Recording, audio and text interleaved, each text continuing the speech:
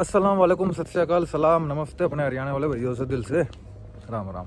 जैसा कि अपनी व्लॉगिंग में अदर अलग अलग कंट्रियों में जाता रहता हूँ और वहाँ स्टे करके वहीं पे लड़कों को सेट करके फिर आगे किसी और कंट्री का मूव, और हमेशा ऐसे चलता रहता है लाइफ में। और पुरानी वीडियोज़ आप देखते होंगे तो जो पुराने बंदे हैं उनको मेरे बारे में पता है, जो पहली बार इस वीडियो को देख रहे हैं वो पुरानी वीडियो उठा के देख लीजिएगा, ठीक है? तो सब साफ साफ समझ आ जाएगा।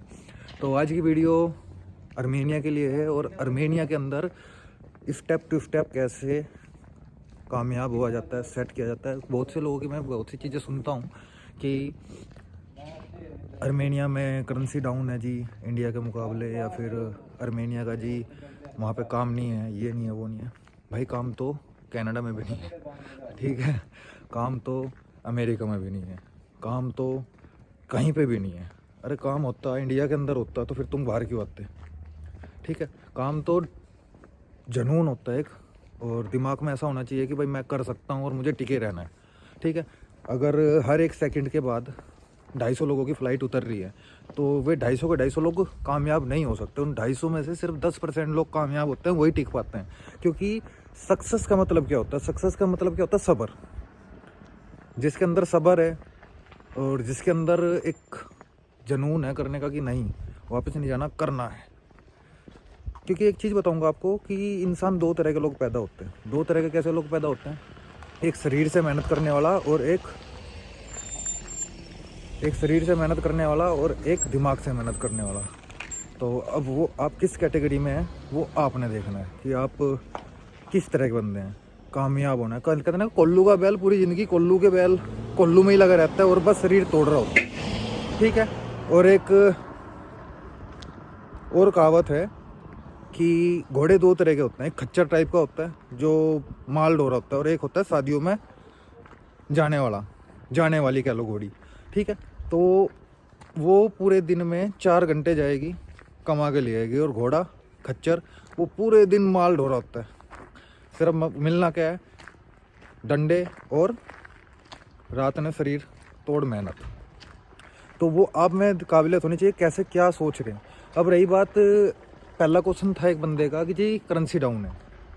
भाई अगर कनाडा में आप जाते हैं तो वहाँ पे डॉलर के हिसाब से कमाता है। डॉलर का मतलब क्या हो गया? फिर उस डॉलर के हिसाब में आपको $1000, $1200, $1500 मिल रहे होते हैं मंथ के, घंटे के हिसाब से भी मिल रहे होते हैं। सेम वही है कि अगर यहाँ की करेंसी डाउन हो तो वही चीज़ घूम फिर के यहाँ मिल रहा होता है यहाँ की करेंसी के हिसाब से 8000, 10000, 15000 तक। समझ आ रहा है कि मैं क्या समझाना चाह रहा हूँ? कान को इधर से पकड़ो चाहे इधर से घुमा के पकड़ लो, हाथ में आना कहां नहीं है। वहाँ पे भी बंदे ने उतना ही कमाना है, इधर भी उतना ही कमाना है। अगर एक हेल्पर कैटेगरी का बंदा कनाडा के अंदर $1000 कमा रहा है महीने के, तो वहीं पे ही वही हेल्पर बंदा आर्मेनिया में डेली का 8 से 10 हज़ार कमा रहा है। 8 से 10 हज़ार का मतलब यहाँ की करेंसी के हिसाब से। अब यहाँ पे ऐसा नहीं है कि करेंसी डाउन है, करेंसी डाउन है। करेंसी डाउन होने का मतलब समझाना चाह रहा हूँ, उसको ध्यान से समझिएगा कि करेंसी डाउन है तो उस हिसाब से यहाँ पे इनकम और यहाँ का पैसा ज़्यादा मिल रहा है। वहाँ की करेंसी अप है तो उसके हिसाब से वहाँ पे काउंटिंग में कम मिल रहा है, बस फ़र्क इतना ही है। दूसरा क्वेश्चन था एक लड़के का, जी काम नहीं है। भाई काम आपको अपने इंडिया में या घर में बैठ के मिला था? नहीं मिला था, वहाँ पे भी बाहर निकलना पड़ता है। ऐसे ही यहाँ पे है, यहाँ पे भी आपने बाहर निकल के ही काम ढूंढना पड़ता है, सब चीज़ें करनी पड़ती हैं। तो ये सब चीज़ों के समझाने का मतलब यही है कि कोई भी कंट्री में जाके ऐसे रोड पे पैसे नहीं खिंडे हुए हैं कि आ जाओ और रोड से पैसा इकट्ठा कर लो। मेहनत, सब्र और एक दिमाग में एक जुनून होना चाहिए कि साला कुछ भी हो जाए वापस नहीं जाना। क्या मुंह दिखाऊंगा घर वालों को जिन्होंने बहुत सी उम्मीद से मुझे भेजा था? क्या फेस करूंगा उन दोस्तों को जिनको बड़ी बड़ी हेकड़ियाँ मार के आया था? क्या फेस करूंगा खुद को वापस जाने के बाद कि मैं कामयाब नहीं हुआ, मैं फेलियर होके वापस आया? इल्ज़ाम लगा देते हैं कंट्री पे, एजेंटों पे। भाई एजेंट अगर आपका नहीं करा पा रहा तो एजेंट के भरोसे ना रहो, खुद मार्केट में निकल जाओ। तो खुद निकलना पड़ता है। सारे दिन रूम में पड़े रहने से काम नहीं मिलते, रोड पे निकल के कंपनियों में जाके ये सारी चीज़ें खुद से ढूंढनी ही पड़ती हैं। क्योंकि कभी भी एक उंगली पकड़ के ना चलो, हमेशा अपने 2 रास्ते 3 रास्ते ढूंढ लो। क्योंकि एक रास्ते एक के भरोसे चलते रहोगे कभी कुछ नहीं हो सकता। अब मैं करता हूँ स्टेप टू स्टेप आने के बाद क्या से क्या होना चाहिए। अगर आप यहाँ आते हैं, सबसे पहले आते ही सोशल कार्ड बनता है। अगर कोई बंदा आर्मेनिया के अंदर है, उसको सोशल कार्ड चाहिए तो वो कॉन्टैक्ट कर सकता है। सोशल कार्ड बनवाने का सारा प्रोसेस यहाँ हो जाएगा आपके घर पे बैठे बैठे, ठीक है। ट्रांसलेट से लेके और सोशल कार्ड तक का प्रिंट तक सब कुछ फैसिलिटी हम दे देंगे आपको, सब कुछ मिल जाएगा। वो भी 3 से 4 दिन के अंदर आपके हाथ में घर बैठे सोशल कार्ड मिल जाएगा, ठीक है। तो उसके बाद होगी सोशल कार्ड के बाद टीआरसी। किसी को अर्जेंट में टीआरसी चाहिए वो भी हो जाएगा, और किसी को नॉर्मल में टीआरसी चाहिए वो भी हो जाएगा।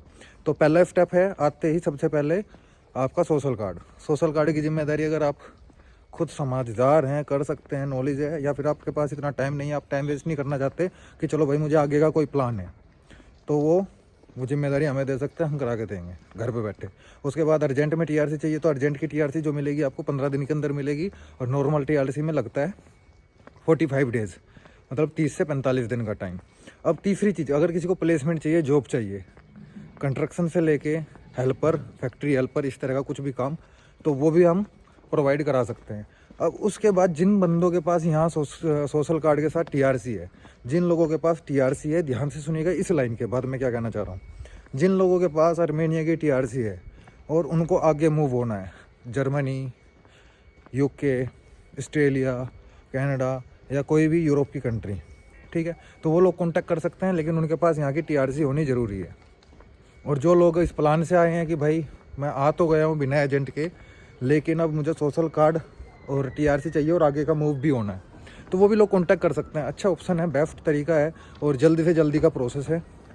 और मैं भी आई हूँ फ़िलहाल में, तो यही समझाना था, यही बताना था कि कोई भी कंट्री में पैसा रोड पे नहीं खिंडा हुआ है, और कोई भी कंट्री ये नहीं कहती आती आ जाओ जी और हम आपको कामयाब कर देते हैं। हर कंट्री टाइम मांगती है, सब्र मांगती है, मेहनत मांगती है। तो हिम्मत, मेहनत और सब्र, ये चीज़ होनी चाहिए, तभी कामयाबी मिल सकती है।